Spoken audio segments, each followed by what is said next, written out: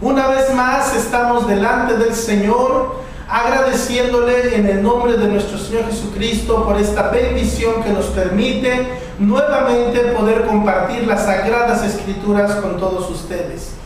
Bienvenidos a su programa Llamados a Gobernar. Estamos agradeciéndole a nuestros pastores y a nuestra cobertura, el licenciado Moisés Castillo y su esposa Jessica Coronado, por esta bendición también que nos permiten de poder compartir la palabra del Señor con todos ustedes. Y estamos saludando a todos los pastores, hermanos y amigos de Libertad para las Naciones Mundial. Reciban un saludo muy afectuoso desde Tel Aviv, Israel. Que el Señor les bendiga a todos ustedes, amados hermanos. Bueno, pues vamos a entrar en materia con el tema de este día, ya que estamos viendo el tema de las bendiciones generacionales y en el programa anterior vimos la fe generacional. Hoy vamos a compartir la palabra de Dios como bendición y herencia generacional. De eso vamos a estar hablando hoy con la ayuda de Dios. Amados hermanos, muchas veces nosotros tenemos la desgracia de tener varias Biblias en nuestra casa, y eso suena así como cruel, como anticristiano. Pero quiero decirle que tener muchas Biblias en nuestra casa no significa que tenemos palabra de Dios en nuestra vida. Tener Biblias en nuestra casa, Biblias de estudio, es muy diferente, ¿verdad? No es lo mismo a tener palabra de Dios en nuestra vida. Son cosas muy diferentes. Y como dije hace un momento, aunque se escuche cruel, tener muchas Biblias en nuestra casa muchas veces para nosotros es una desgracia, porque realmente no las estudiamos, no las tomamos con la actitud correcta como debemos de hacerlo. Y esto, en lugar de ser una bendición para nuestra vida, una vida de estudio, una vida de consagración al estudio de la palabra del Señor, muchas veces todo esto nos entorpece, aunque parezca duro decirlo, o puede parecer hasta cruel o anticristiano, pero eso es la verdad. También tenemos el caso de las personas que solamente tienen una sola Biblia en su casa, pero sucede exactamente lo mismo. La tienen en un lugar apartado, llena de polvo, sin usarla. Dicen, mi Biblia está nuevecita, claro, porque no la usa, no la estudia, no la comparte, entonces su Biblia de esa manera está nueva. Pero eso tampoco quiere decir que tenga palabra de Dios en su vida. Y ese es el tema, amados hermanos, que vuelvo a repetir, que vamos a estar tocando en esta ocasión. Así que tenemos el caso de aquellos hermanos que tienen muchas Biblias de estudio, pero eso no es una bendición para su vida, porque no las toman con la actitud correcta.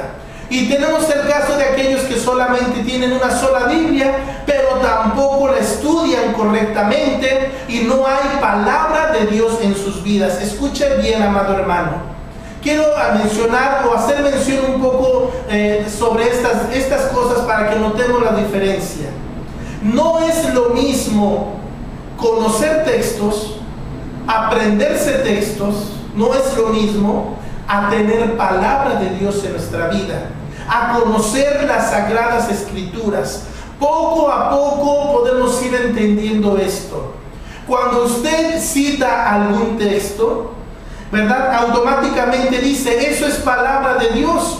No lo digo yo, lo dice la Biblia. Y en cierto sentido, eso es verdad. Pero déjenme decirles que hay cosas en la Biblia, hay textos en la Biblia. Escucha, amado hermano, quizás esto le ponga los pelos de punta. Hay cosas en la Biblia, hay textos en la Biblia que no necesariamente es palabra de Dios.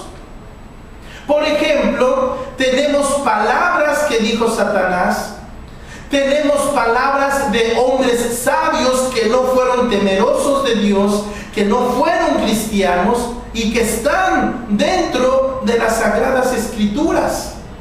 Por ejemplo, hay muchos cristianos que dicen, deja que esa obra continúe. Si esa obra es de Dios, permanecerá. Y si no permanece, se desvanecerá, porque así dice la palabra de Dios. Ojo, amado hermano, ese es un error que se cita escrituralmente, porque eso es un texto que está en la Biblia, ¿sí? Pero eso no es palabra de Dios. He aquí la grande diferencia. Ese famoso rabino que menciona la Biblia, que se llamó Gamaliel, uno de los maestros que ha tenido en la historia del pueblo de Israel antiguamente, fue de los más famosos. Él citó esas palabras, pero aunque fue un sabio, ¿verdad?, un rabino muy famoso, y al citar esas palabras, él se equivocó. Porque la iglesia naciente, la iglesia de Jesucristo, por supuesto que era una obra de Dios. Lo que pasa es que él no estaba seguro, que él no lo creía, pero eso era problema de él. Eso no podía de alguna manera interrumpir el crecimiento de la iglesia de Jesucristo. Entonces, repito, aunque este rabino, este hombre, citó esas palabras y dijo, si esto es de Dios, va a permanecer, y si no es de Dios, se va a desvanecer. Y de ahí, lamentablemente, muchos siervos de Dios, muchos pastores, muchos líderes citan esas palabras de este hombre Gamaliel y lo citan como palabra de Dios. Y hoy te digo en el nombre del Señor, esa no es palabra de Dios, esa fue palabra de un hombre que está registrada dentro de las Sagradas Escrituras y que por supuesto nosotros lo utilizamos en los textos que conocemos de la Biblia. Así que quiero que tú entiendas, amado hermano, esta diferencia. Esto para muchos hermanos les va a caer como un balde de agua fría para su sistema de pensamiento.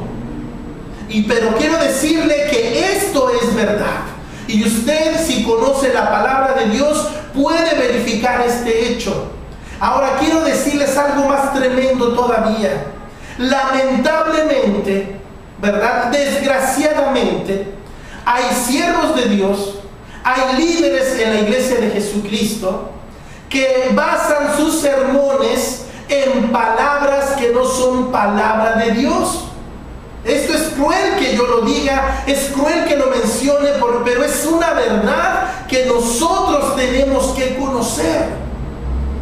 Y la verdad, amado hermano, sería más cruel todavía decirles, comentarles, que las personas, aunque tienen buenas intenciones, los líderes que tienen buenas intenciones, pero que ignoran voluntariamente, ¿verdad?, o simplemente por ignorancia este hecho, muchas de esas personas hasta han basado sus sermones en palabras, en citas, o en palabras, mejor dicho, que habló el enemigo. Muchos basan sus sermones en palabras de hombres que están registradas en la palabra de Dios, como el caso que ya les mencioné. Hay un sermón por ahí que dice, si es de Dios permanecerá, y si no es de Dios se desvanecerá. Ojo, amado hermano, eso no es palabra de Dios. Si tú no estás seguro en que la obra que estás haciendo es de Dios, hermano, eso es muy lamentable. Pero tú no puedes basar un sermón en las palabras de un hombre y decir que así dice la palabra de Dios, porque eso es una mentira. Yo espero, amado hermano, que esta introducción de alguna manera nos despierte, para que nosotros estudiemos de una forma, hermanos, clara, segura, hermanos, con toda esa seguridad que da el conocimiento de la palabra de Dios. Y esto que te estoy diciendo, yo sé que es verdad. Y vuelvo a repetirlo, si tú conoces la palabra de Dios, puedes corroborar que esto que te estoy diciendo es verdad. Tú tú, amado hermano, no puedes estar citando palabras de hombres que están registradas en la Biblia y decir que eso dice la palabra de Dios. Tenemos que tener cuidado con eso. Ahí tenemos, por ejemplo, el caso de Balaam cuando iba a maldecir a Israel. Hay palabras muy sabias ahí de ese hombre. Hay palabras que conmueven. Pero este hombre dijo, porque Dios le prohibió que fuera a maldecir al pueblo de Israel, le dijo, vas a decir lo que yo te diga. Entonces este hombre sabía que él podía y tenía de hecho influencia, ¿verdad? Autoridad de alguna manera para hablar palabra. Pero eso no quiere decir que era palabra de Dios. Por eso Dios le advirtió, vas a ir, pero vas a decir la bendición o las palabras que yo te haga hablar. Eso es lo que vas a decir. Así, amados hermanos, con esta breve introducción comenzamos. Y vuelvo a repetir, quizás esto genere hasta algunas dudas, puede generar hasta algunas controversias. Pero si tú lees con detenimiento la palabra del Señor, amado hermano, te vas a dar cuenta que esto que te digo es verdad. Y era necesario, amados hermanos, hacer esta introducción, porque la palabra de Dios es santa, es pura, es perfecta y es como una espada de doble filo que penetra, hermanos, hasta dividir el alma y el espíritu y los tuétanos, espíritu, alma y cuerpo. Así de poderosa es la palabra del Señor. Así que con esta breve introducción empezamos. Y te voy a decir algo más, amado hermano. Si tú tienes algunas dudas al respecto de esto que te estoy compartiendo, puedes de alguna manera pues mandar, no sé, un email para poder compartir tus dudas.